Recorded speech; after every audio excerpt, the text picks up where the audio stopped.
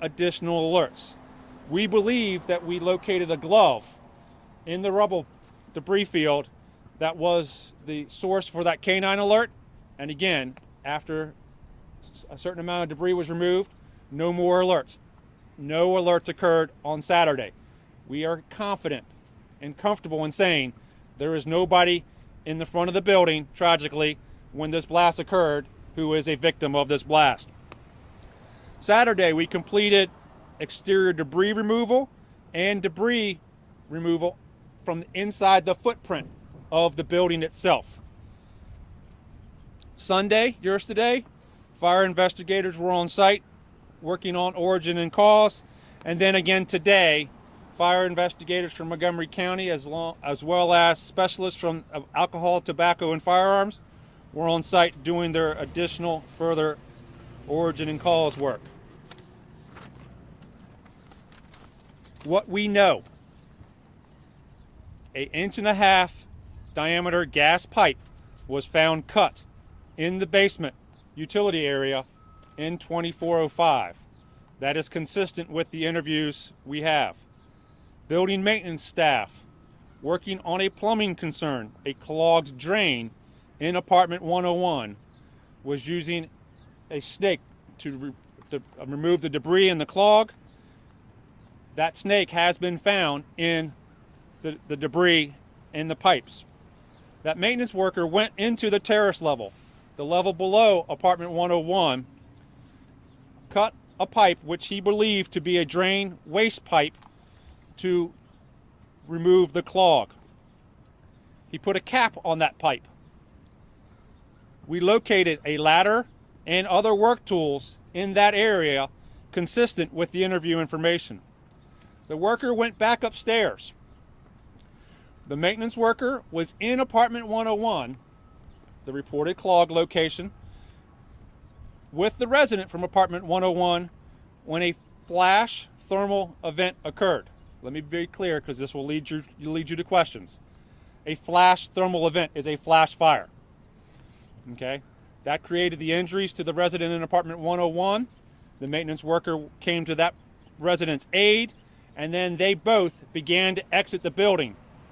They were in the process of exiting the building and were in the stairwell of the building, the back stairs specifically, when the significant explosion occurred. The explosion we've all seen through that doorbell camera. This event is going to be classified as accidental through the fire investigations personnel. Now to the unknowns. We have not and will not be able to conclude an exact source of ignition with the multitude of possible ignition sources throughout that building and the inability to pin one down to a specific source of the ignition or point of the ignition. Through the debris examination, we have removed and isolated all of the appliances, stoves, as well as the furnaces from the impacted apartments, and they have been set aside. Fire rescue investigators, as well as members from the ATF, have conducted a visual exam and determined that there is no evidentiary value gleaned from those components, but they're here on site for property management to utilize.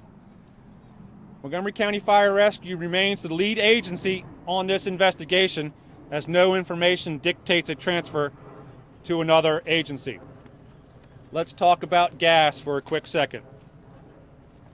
Everybody needs to recognize if they smell gas, do not turn on a light switch, immediately exit the structure,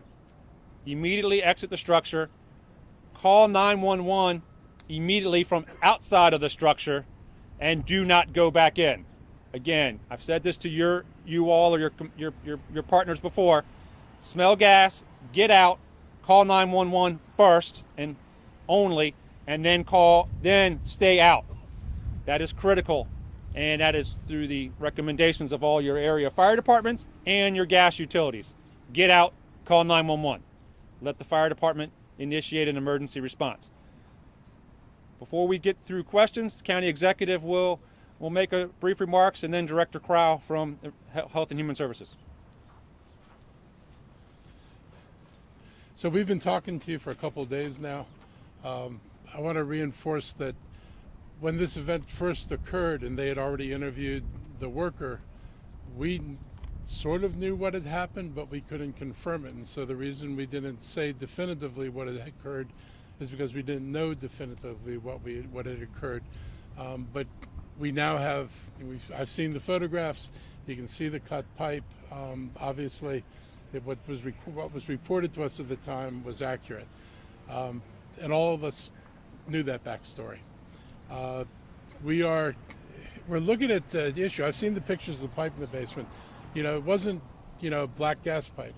It was indistinguishable pretty much from the other pipes in there. You wouldn't have looked at it and said, this is a gas pipe, this is a water pipe, and it had no markings on it. So one of the things that we think we can do, and we're looking at from a regulatory requirement, is to require that all buildings that have exposed pipings have to label those pipes. Apparently older buildings didn't do that.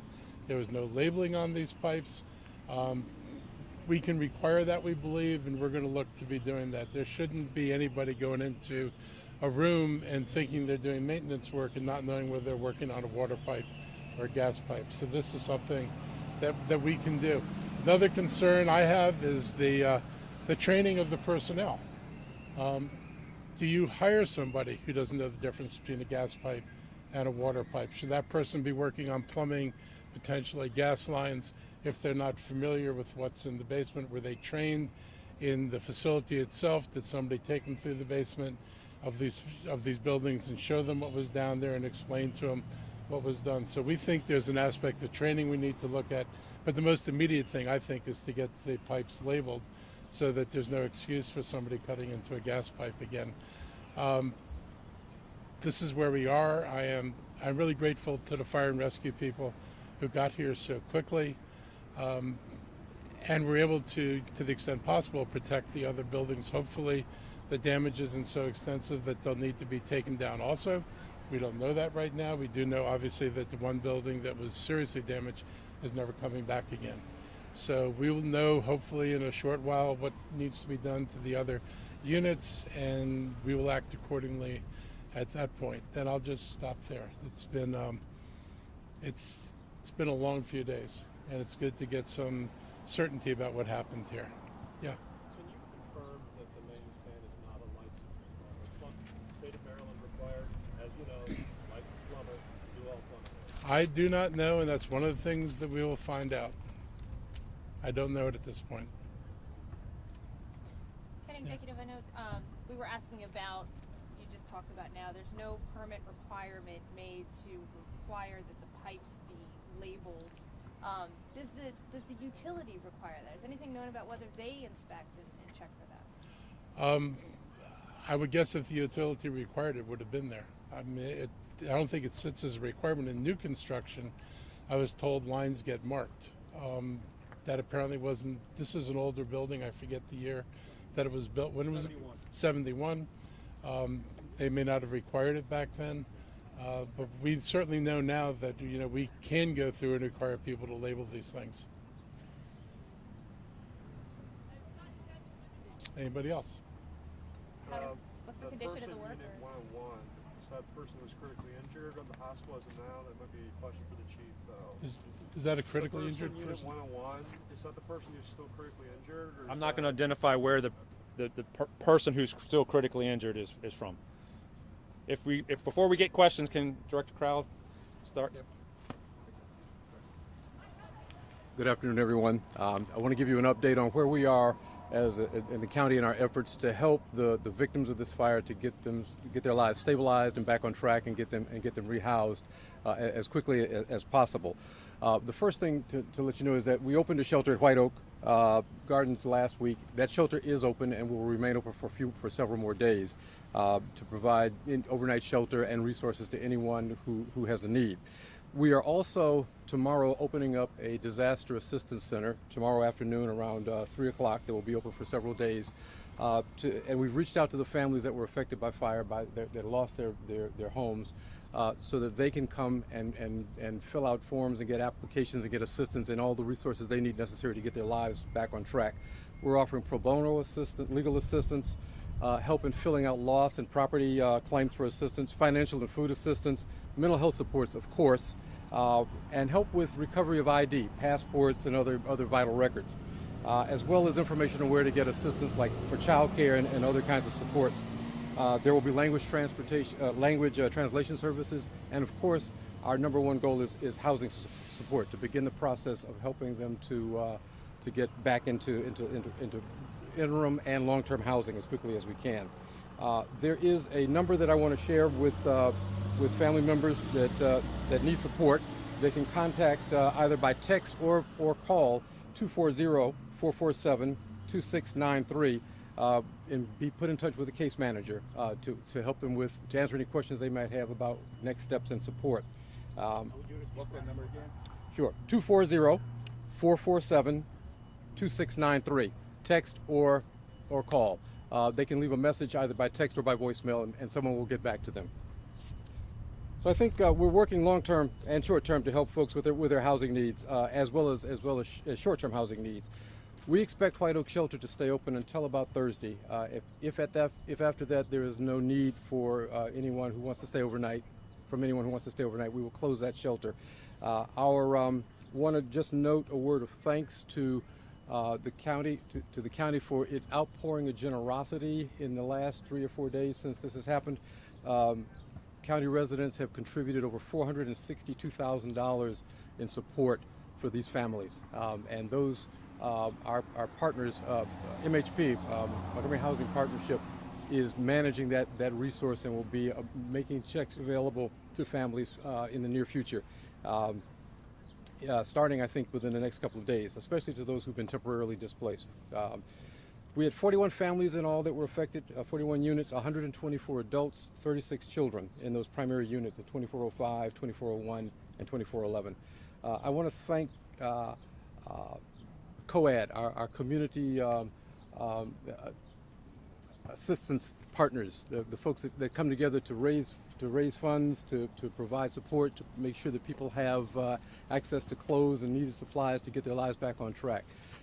We are working with HOC and MHP and other providers in the community to identify units that might be available so that we can get people rapidly replaced and rapidly housed. This is going to be a longer term reach for folks. This is finding affordable housing in Montgomery County, as you all know, is a bit of a challenge, but we will be working, our team at HHS will be working with the partnerships in the community and housing providers to make sure that we get people housed as quickly as we possibly can. So with that, I'll pause and see if there are any questions for. Sir, do you have, this is the number, the 124 and 36 from the building that was destroyed. Do you have, sorry. Those were the 3 buildings. 3 buildings. Sorry, okay. 3, yes. So I'll turn it back over to anyone else with Questions for us? Was the maintenance worker aware that he accidentally cut the pipe? And then what was the time difference between the flash fire versus the initial cutting of this pipe?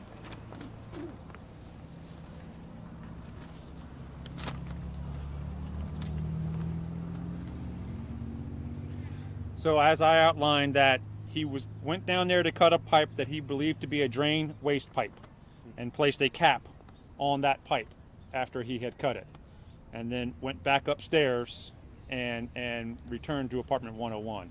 So it is not our understanding that he was aware that he had cut through a gas line. Okay, that was your first question. Your second question was the timing between the thermal flash event and the primary explosion. I don't have the means to give you a pinpoint, but it was long enough for them to begin to exit an apartment from the main lobby or main living room area and be in the stairwell. So more than a few seconds, but not longer than, less than a minute for that to occur. I'm just going to stay on the right. I'll get you in a second. In a situation where you have a gas pipe like this in a building, is it under pressure normally? I mean, Yes. is there gas? Would he have known when he cut through it that Yep. gas was coming out? Yes and no. So post the regulator, the gas is traditionally at a 1/4 PSI. So the regulator pressure up to the regulator depends upon the service community. Sometimes that's 20 PSI, sometimes that higher based upon the geography of the gas distribution. But your regulator drops it down most often to a 1/4 pound of gas. So it's the volume and then the constant flow. So you're not going to hear a loud hissing, and you're not going to have a rush of gas coming out of even an 1.5 inch gas pipe. Okay, so we aren't aware of his knowledge or awareness that it was a gas pipe that he cut. Okay, I'm going to stay over here for a second. So there's a pipe and the gas is flowing in one direction, and he cut it and put a cap on it. He put a cap on the. I don't know which side was inflow or capped. outflow. I don't know which side was capped. Okay. I guess did his cap work at all? So again, his cap is being described as inappropriate for a plumbing pipe. So how that holds to a gas, meaning gas is a pressurized gas, even though it's at 1/4 psi, that'll be something that can be learned in our investigation, but we don't have it at this time. Can you kind of just explain the layout then, where this apartment is right above where the pipe was cut, but then or the pipe was on the terrace? Can you kind of Right. just Okay. tell So us if I'm standing at the front door of the building, apartment 101 is the front left apartment, and then it goes 102 in the back left, 3, and then 4. So 101 is the front left apartment, the area, and that's where the leak is at, and the area in the basement, or what's called the terrace, where the utility room was directly beneath apartment 101. So the work for the cut pipe was directly beneath apartment 101. Stephanie, thank you. Okay, I'll get back to you. You mentioned all the gas appliances have been removed and taken out. I was confused by saying you don't need them anymore. Have you concluded one of those gas appliances is not the ignition source, but it's something else that can never be determined?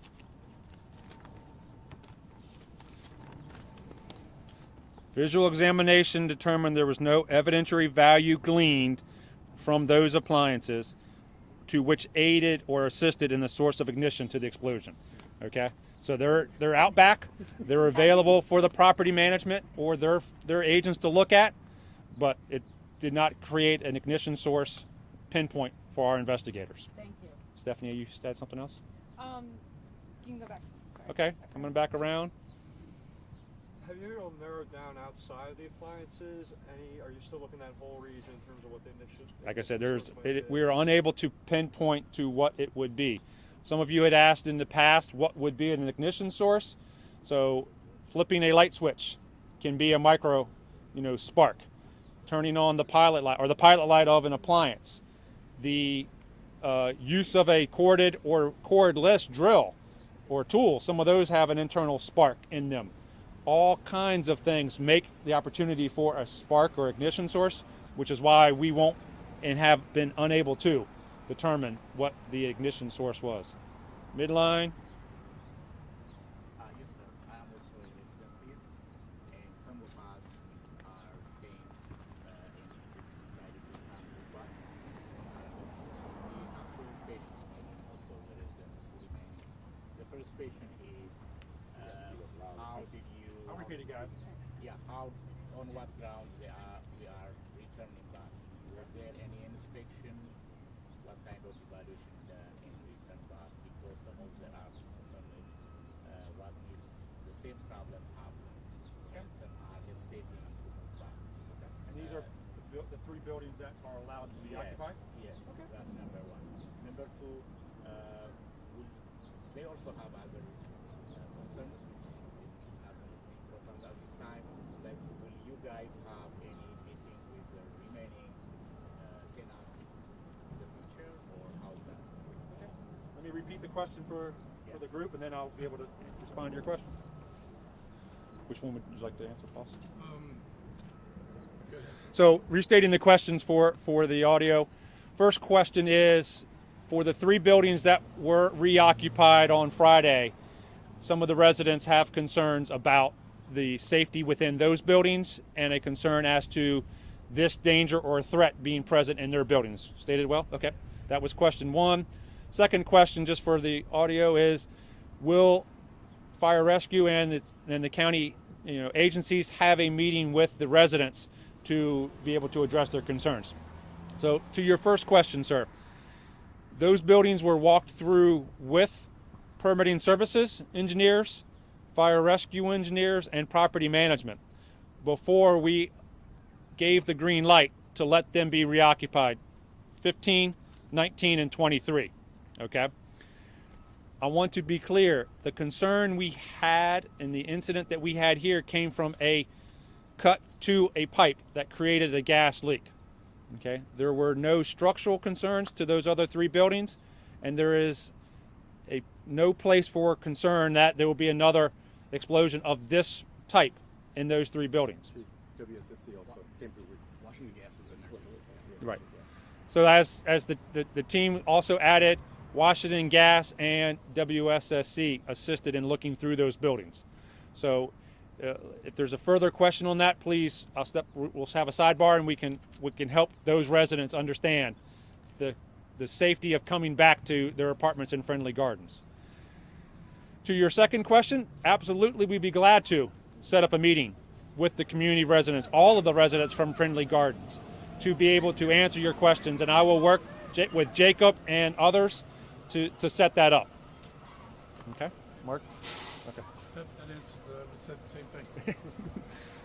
I have a question. I know you said you've determined it's accidental. Yes, ma'am. But will there be any sort of fine or anything against the property management for negligence for not properly training their workers on how to deal with plumbing or gas lines or what have you? Fire rescue works on the origin and cause and the circumstance relating to the fire, or in this case, explosion ignition.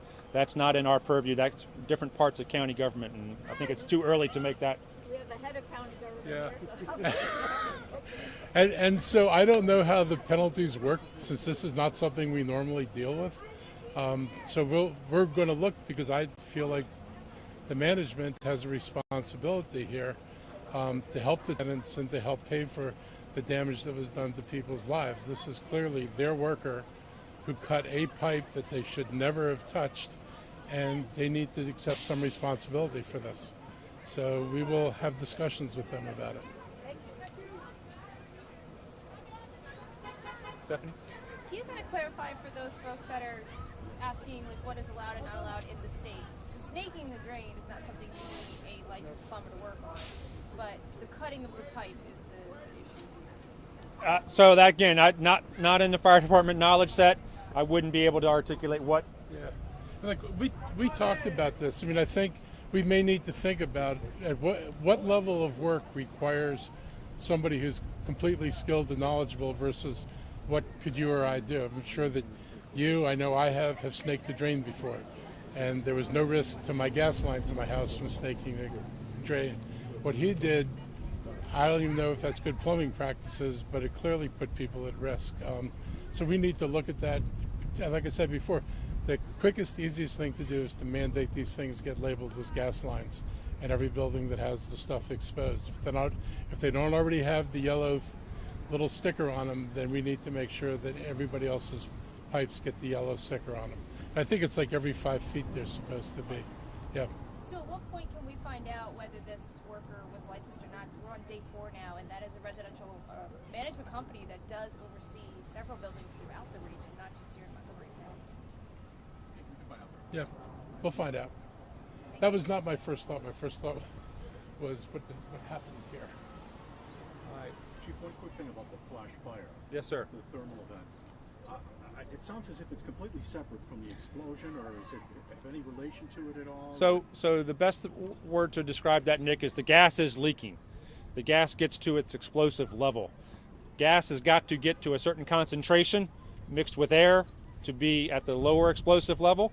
That then enables the flash of fire or the ignition to occur. That's a quick fireball, and that is definitely an incident that occurred in apartment 101, which is how the worker and that resident got injured. That then may have left another source of ignition or something charred or smoldering, which then led to the follow-on significant explosion that we all see on the videotape. So related, yes. How they're related, again, we'll never know how that flash thermal event related to the explosion, but there was a gap of time between the two. So there's no ignition source on the flash? There is an ignition source, yes, but we don't, again, know if that was this, that, or the other thing. 2 more questions, and Stephanie's got. Sorry, guys. There were some accusations made that the residents were saying that they smell gas. Some of Yes, them ma'am. complained to the maintenance company. Can you confirm at this time, were those complaints received, and did the maintenance company or the building take any action at that point? That information I don't have. I've heard those same reports. That's why I'm driving the point. If you smell gas, call 911 after you get out, before you call anybody. Call 911 and let your local fire department, Montgomery County Fire Rescue, respond. And then, if you have a maintenance company or a maintenance element, call them after you've called 911. Got to drive that point. All right, your last question, anybody? All right. Again, thank you all for your patience, your professionalism throughout this. It has been appreciated, and thank you for your support in getting this message out. Thank you. Thank you.